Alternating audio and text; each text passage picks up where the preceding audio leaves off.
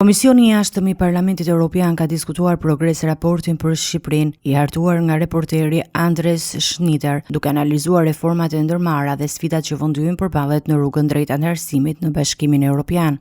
Eurodeputetët kanë vlerësuar veçanërisht përparimin e bërë në drejtësi duke theksuar rolin e SPAK në ndëshkimin e korrupsionit politik dhe forcimin e shtetit të së drejtës. Reporteri Schneider përmendi ambicjet e Shqipërisë për të përmbyllur negociatat e anëtarësimit deri në vitin 2027, duke përmendur hapjen e 2 grupe kapitujve në vitin 2024 si një hap të rëndësishëm përpara. Megjithatë, disa eurodeputet kanë shprehur shqetësime për polarizimin e brendshëm politik dhe kanë kërkuar përmirësimin e dialogut konstruktiv mes forcave politike.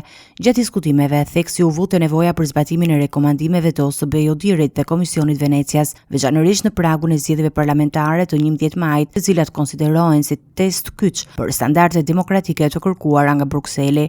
Një tjetër pikë e rëndësishme ishte puna e SPAK-ut, e cila u cilësua si thelbësore në luftën kundër korrupsionit të nivelit të lartë dhe krimit organizuar.